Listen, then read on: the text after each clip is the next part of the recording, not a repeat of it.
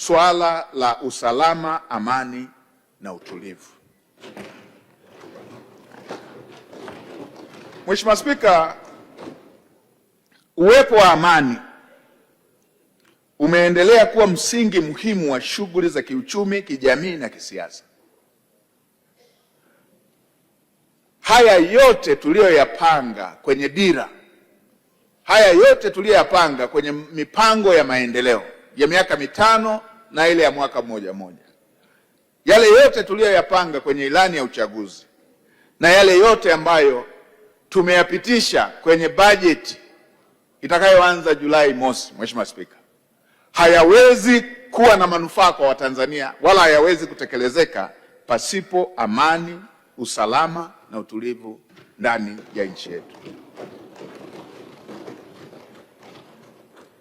Hivyo basi, uwepo wa amani umeendelea kuwa msingi muhimu wa shughuli zote za kiuchumi, kijamii na kisiasa, na hivyo kuifanya nchi yetu kuendelea kuvutia uwekezaji na kuimarisha ustawi wa wananchi wa Tanzania.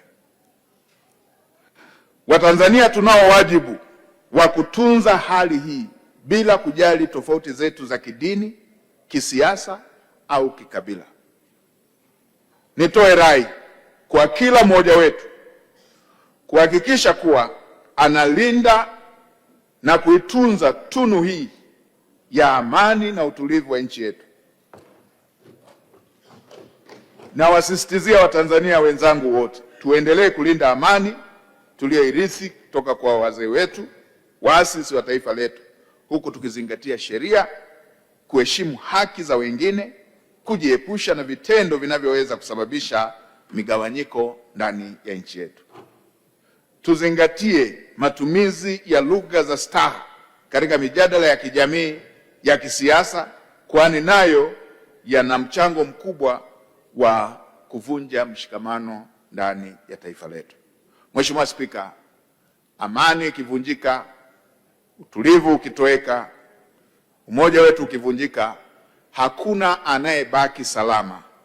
Hivyo wale wanaojihakikishia kubaki salama, hasa wale wasio wa Tanzania ama wale walio nje ya Tanzania, wasituongoze katika kuvunja amani yetu, utaifa wetu na taifa letu.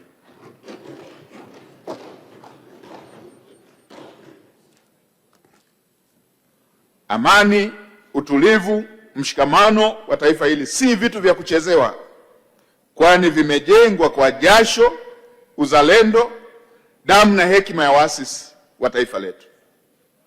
Kwa namna yoyote, na nimpongeze sana Mheshimiwa Waziri wetu wa mambo ya ndani, ametoka kutoa kauli na mwongozo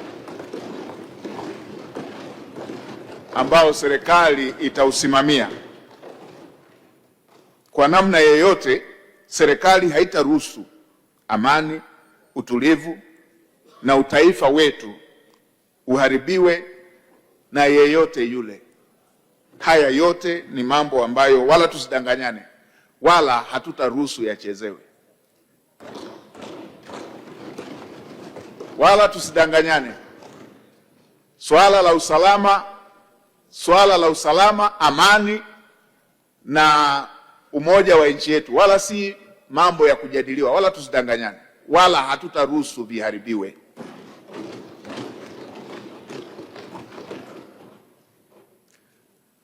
Na wale wanaoelekeza kwa magrupu ya WhatsApp waje wenyewe, wasitumie watoto wa Kitanzania kama chambo. Wana mambo yanawasukuma, waje wenyewe, wasielekeze kwa magrupu ya WhatsApp. Wasikae huko na kutumia simu na mitandao na magrupu ya WhatsApp kuchochea vurugu kwenye nchi yetu. Waje wenyewe.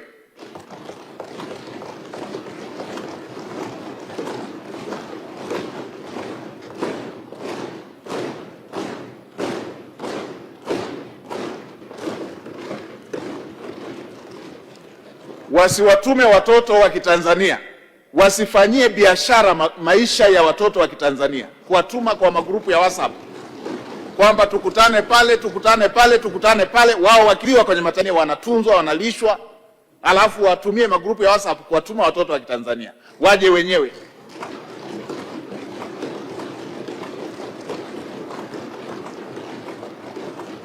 Kama nchi hatutaruhusu nchi yetu ichezewe, wala hatutaruhusu amani ya nchi yetu ichezewe na mtu yeyote.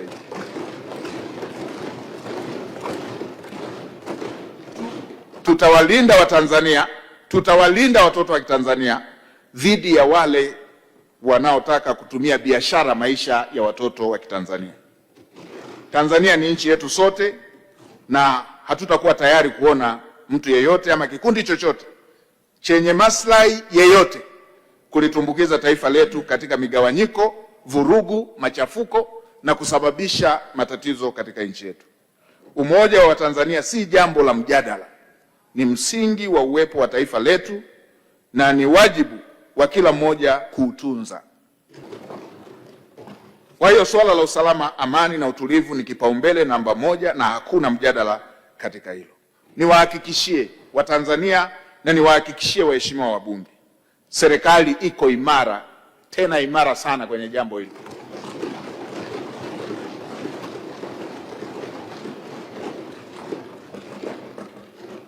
Wote misingi ya utawala bora na kuhakikisha kwamba shughuli mbalimbali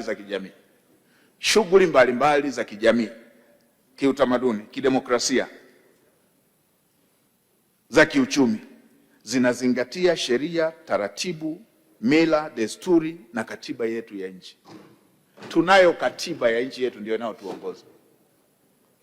Hakuna sehemu ilipoandikwa kwenye katiba kwamba tutakuwa tunafanya siku fulani, tunakaa tu tunapanga tu, hatuna kazi nyingine, tunakaa tu tunapanga tu, tunatangaza kwamba siku hii tutakuwa tunafanya hivi. Hatuwezi tukaendesha nchi kwa namna hiyo. Hatuwezi tukaendesha nchi kwa taratibu hizo, kwamba watu wanakaa tu, si taifa gani huko, wanakaa tu huko, wamejifungia, wanalishwa, wanalipwa, wanatutajia tarehe tu kwamba tarehe hii tutakuwa na jambo hilo. Hatuwezi tukaendesha nchi kwa namna hiyo.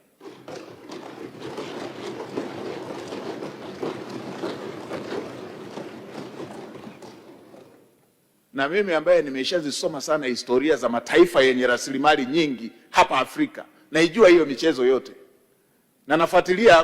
Kuna baadhi ya ofisi zinatajwa kwenye hivyo vipeperushi vinavyotajwa hizo. Tutaendelea kufuatilia, na kila nikifuatilia wakitajwa sijaona wakikanusha kwamba mkifanya hapa mfanye na hapo, muende na hapo mfanye na hapo. Naziona.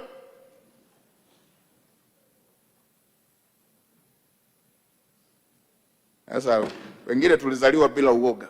Tutafuatilia moja baada ya nyingine, lakini uhakika mmoja naoambia,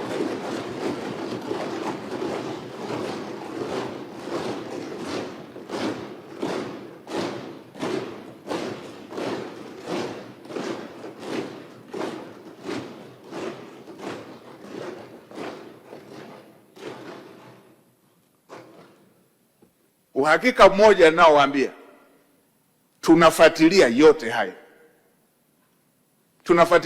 hayo. Tunawaambia kama au wanaoandika magrupu ya WhatsApp hayo wakiwa huko, tunawaambia wao na wanaowatuma, hatuwezi kutetereka kwenye jambo la kuilinda nchi yetu na rasilimali zake.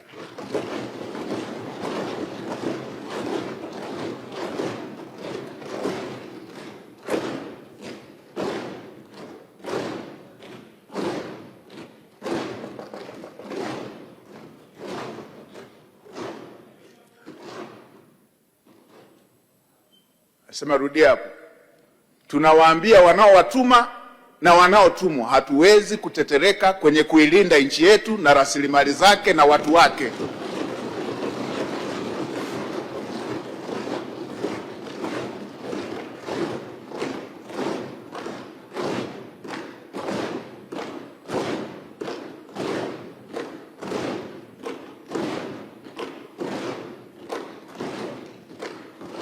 Tutailinda nchi yetu, tutawalinda Watanzania, tutalinda rasilimali zake, na wala hatutaruhusu watoto wa Kitanzania watumike kibiashara na wale wenye maslahi yao binafsi.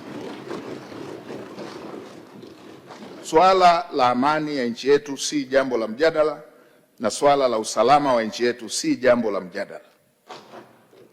Mheshimiwa Spika, Mheshimiwa Waziri wa Sekta Mheshimiwa Waziri wa Mambo ya Ndani ya Nchi amelielezea kwa kirefu. Nasisitiza yale ambayo Mheshimiwa Waziri ameelekeza, taasisi zote zisimamie, zifuatilie kila hatua. Wananchi, endeleeni na shughuli zenu za kila siku. Nchi iko salama na wala hatutaruhusu michezo iwatoe wananchi kwenye kutekeleza shughuli zao za kimaendeleo. Hatutaruhusu michezo hii iwatoe Watanzania kwenye shughuli zao za kila siku za kujiletea maendeleo.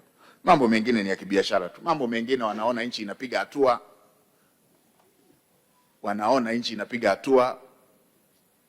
wanaona nchi imefanya ugunduzi wa rasilimali nyingi, anza kuleta chokochoko hizo. Mungu alitugawia kila mtu na nchi yake.